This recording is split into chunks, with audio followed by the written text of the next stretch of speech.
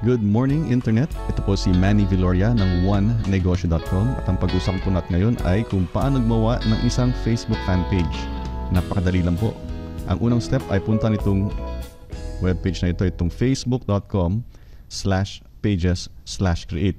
At kapag pumunta po tayo dyan, meron po tayo makitang isang collection ng mga drawings na ganito. Yung pangatlo mula sa left side ay itong brand or product. I-click po natin itong brand or product box. Tapos, mag-open siya maging ganito, no? I-click natin itong downward pointing arrow dito, itong choose category. Tapos, scroll down hanggang sa makita natin yung website.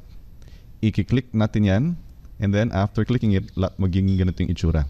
Under website, ang suggestion po rito is type your name kasi ang pangalan mo ay unique. Halimbawa, Juan de la Cruz or Manny Viloria. After you type your name, bali gagawa ka ng fan page about your name, not about your product, not about the business opportunity that you are promoting, pero ang pangalan mo, your name, and then click on the Get Started button. Next, lalabas itong setup. So kanina tinap ko yung Manny M. Viloria, so setup Manny M. Viloria. Meron pong box dito, magsulat ka ng something about you and how you can help other people. Halimbawa, Manny M. Viloria gives tips about digital selling, communication, writing, and speaking. Kahit one sentence muna kasi mabilisan po ito. Tapos dito, ang iyong website. Kung wala ka pang website, ilagay mo muna dyan, halimbawa, yourname.com, mannyviloria.com, or twitter.com. Kung wala pa po kayong website or Twitter account, okay lang po yun kasi you can change this later. Para ma-practice mo, ma-experience mo, type something in there, kahit yourname.com. Make it start with http:// and then click on itong save info button. Tapos, you'll see this. I-click mo itong upload from computer kasi ito yung profile picture mo for your fan page. Tapos hahanapin mo sa hard disk mo kung nasaan ang picture mo. I-click mo yun. And then, click the open button.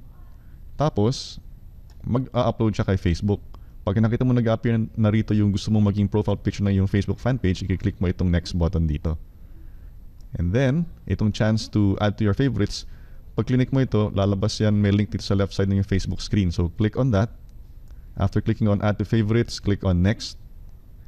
Pagkatapos po niyan, pipili mo kung sino ang priority audience mo, sino bang gusto mong i-serve, sino ang gusto mong i-serve ng fan page mo.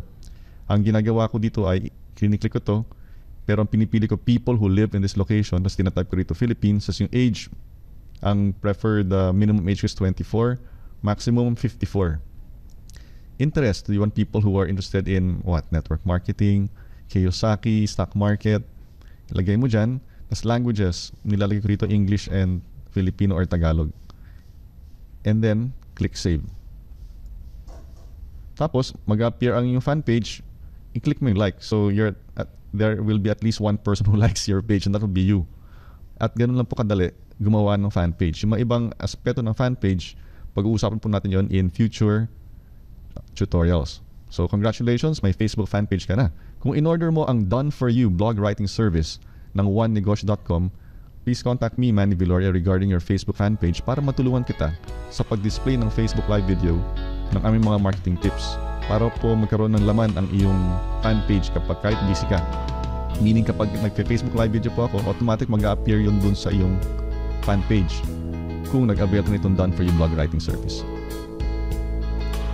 So hanggang sa susunod, ako po si Manny Viloria na nagsasabing invest in yourself before others will invest in you.